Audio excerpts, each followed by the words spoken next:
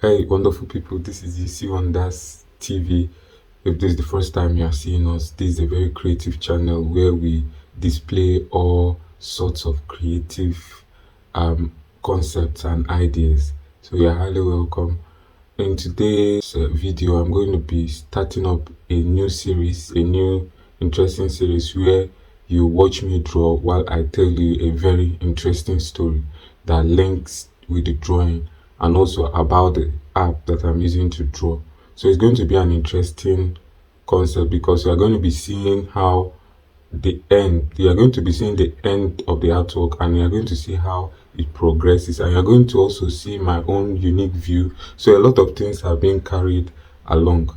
So but to kick off this episode, I have a very interesting story to share. The design was done with Photoshop exclusively. So if you are viewing on Facebook, I have Facebook version. Facebook version is just Facebook and TikTok. It's just briefing. The full video is in our YouTube channel because YouTube allows very long videos, and the long video is up to 30 minutes. So it is okay to view part of it in either TikTok or Facebook, but the longer version is on YouTube. Our YouTube channel is You See Wonders TV, where if you Google it, you see our icon is an eye, like an eyeball in a circle. So once you see an eyeball in a circle, that is our logo. So you are highly welcome. Let's proceed. Here I'm going to be talking about the software and the artwork itself. Shout out to my friend from Brazil that sent me a message on my private WhatsApp line.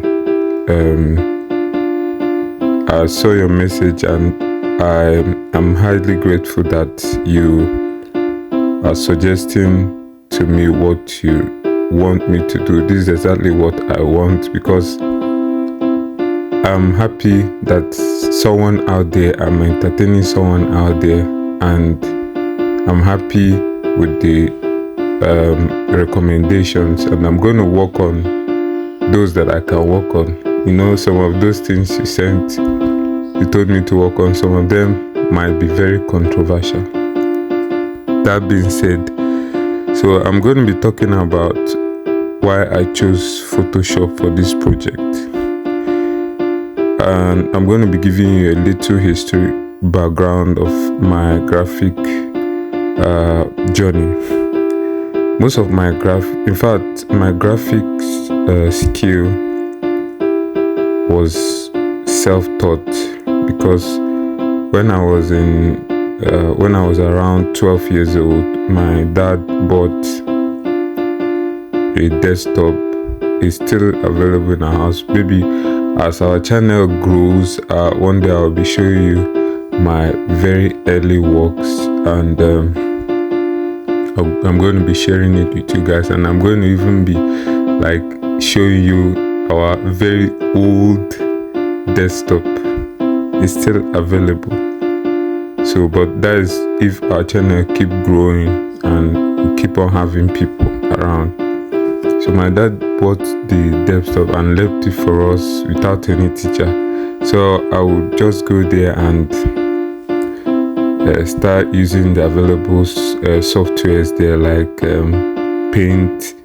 My first works were done basically with Paint and Microsoft PowerPoint. That is why I'm very, very good with Microsoft PowerPoint. So as I kept on practicing, because I love designing, I love making artworks, both with pen, pencil, with anything I see. Then over here with computer. So I found it very interesting to work with, because it showed like I made a lot of mistakes though, but yet I picked up, and over the years I explored diverse softwares ranging from CorelDRAW, to Photoshop to like Blender, InDesign, all the whole Adobe softwares. I've tried all of them out, including Adobe Illustrator and what have you. So out of all these softwares, I will say that Microsoft PowerPoint is good, but Photoshop is the king. Photoshop is the king of softwares. All the graphic for a graphic artist, Photoshop is the king, is the highest, because within Photoshop you can find a lot of features, seamless features. It's like liquid. It's like it's like a template of infinite possibilities. You can use it to create anything that you want to create. You can use it for your CGI, that is computer generated imagery. It has all the whole features. Its brush tool is limitless. I'm not talking about buying any brush. I'm talking about even the free version of Photoshop that you download in your desktop. It has a lot of infinite possibilities if you know what you are looking for, if you really understand how those apps work. So for a quality graphic work, I will always go for Photoshop, though other softwares are good on their own, but Photoshop has all the, like, it contains, is very advanced. It contains most of the features. Other softwares like Adobe Illustrator may be specific. Its brush tool has a way it works that I don't really enjoy. So, but what do I have to say about improvement of Photoshop? I would recommend that the designers of the app should work on the layers. The layers are like, there's a way. Let them study how Microsoft PowerPoint did their layers. There's a way they did their layers and rendering, rendering the work. That is at that place where they will ask you whether to convert it to video. There's a way they made it so that I know there is timeline though, because you can use Photoshop for animation, but if they can improve on their layers similar to the one that Microsoft PowerPoint has in terms of slide, the way they arrange their slide, I think it's going to be very, very wonderful.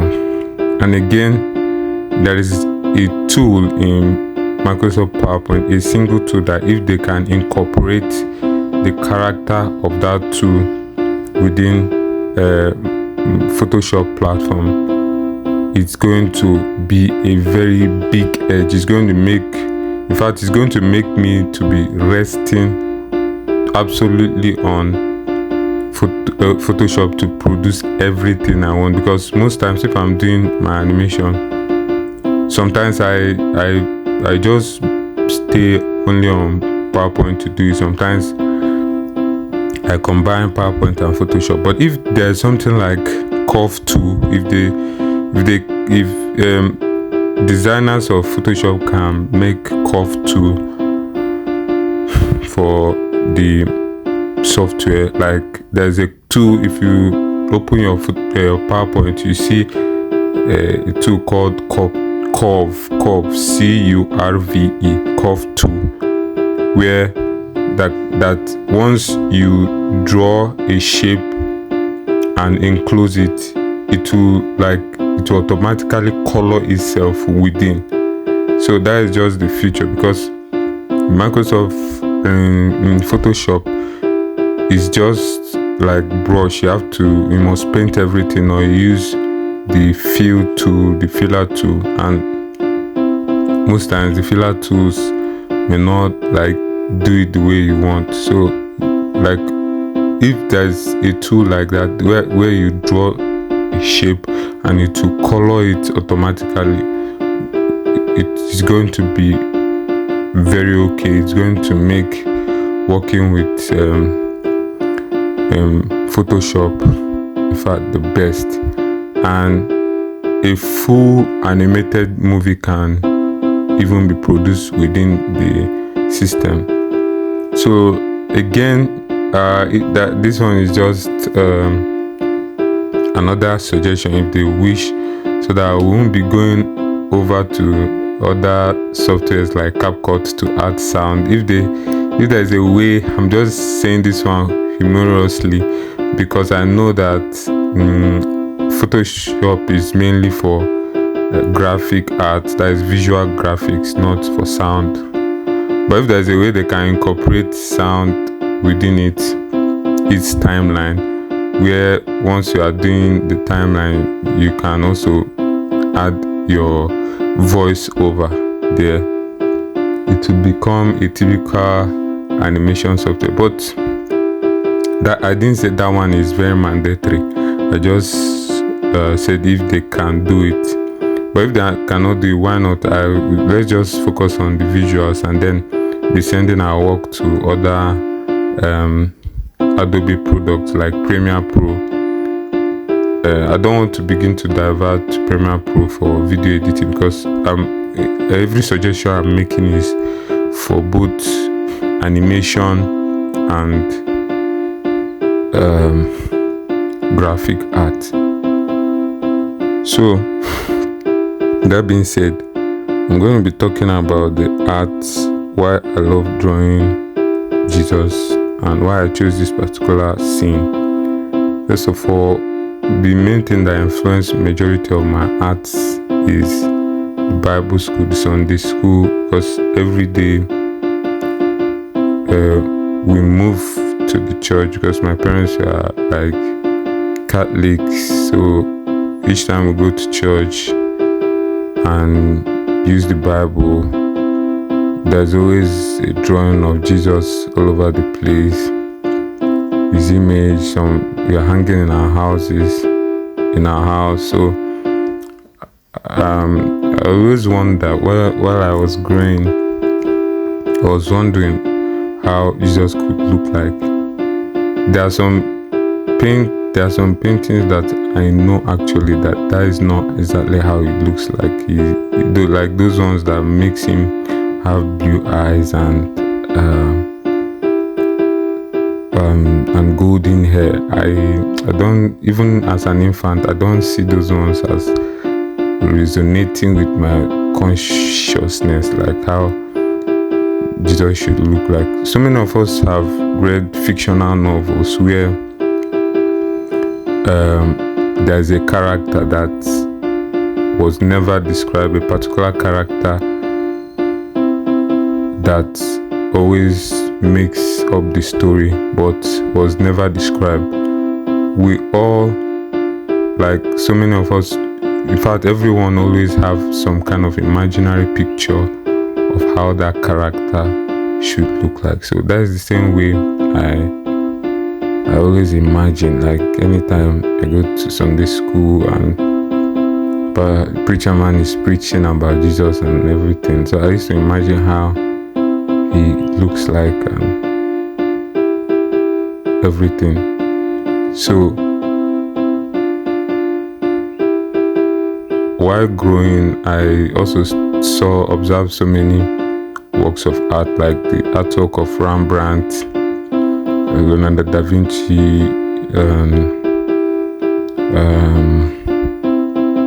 Raphael, and so many Renaissance artists.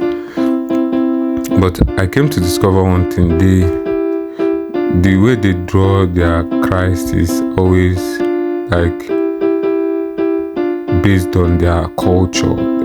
Like what was, like Rembrandt would draw like a Dutch Jesus, like, and make him look like a Dutchman. So every continent, most of the popular pictures I would see of Christ is just people drawing a particular perfect man of their culture. He looks very handsome with beards and normal depiction. But right from time I found those things, especially the very fair Jesus concept, I found it like not really true, because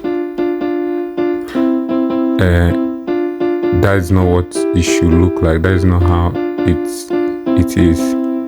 So now I'm a very good artist. I can really go around it and draw exactly what I have in mind.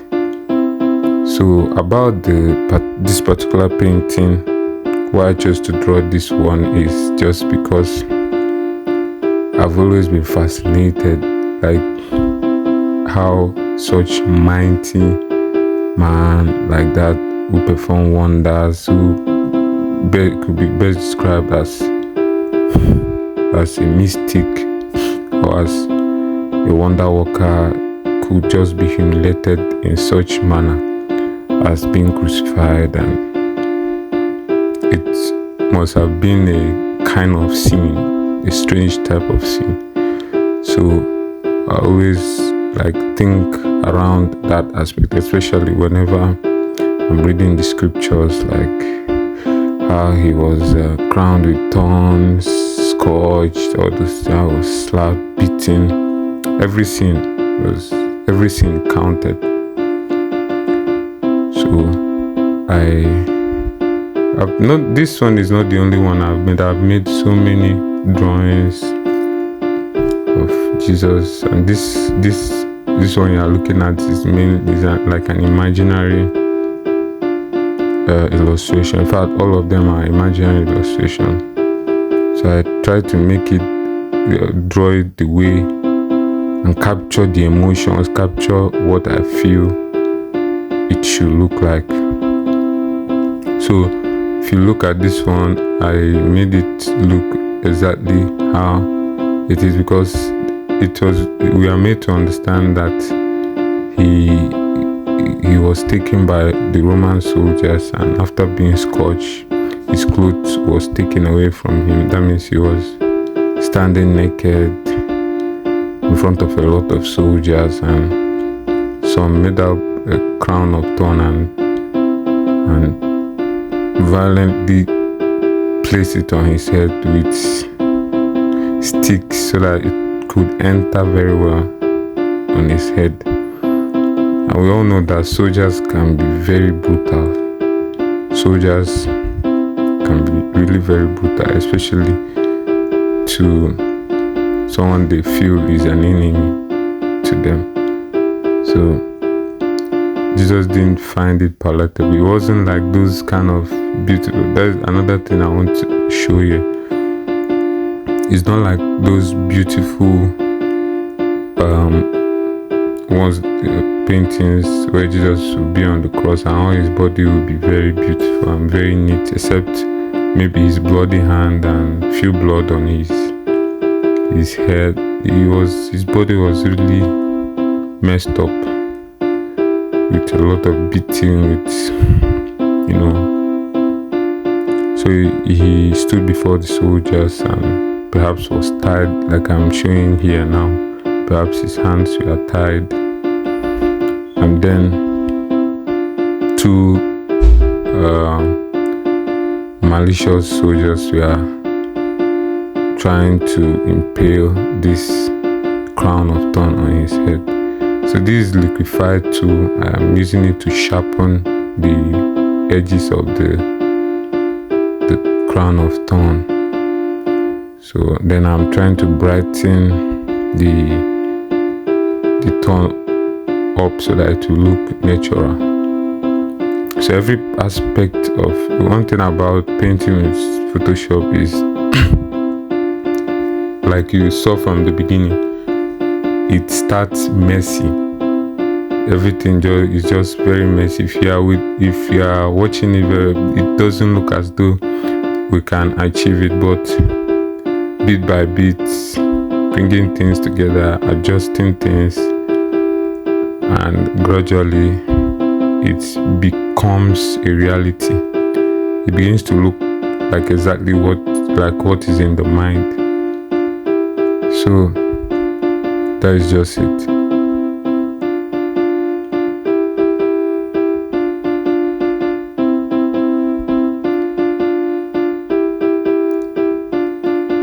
If you look very well, I had like 4 layers here, 4 layers of different drawings. That is the layers of Photoshop.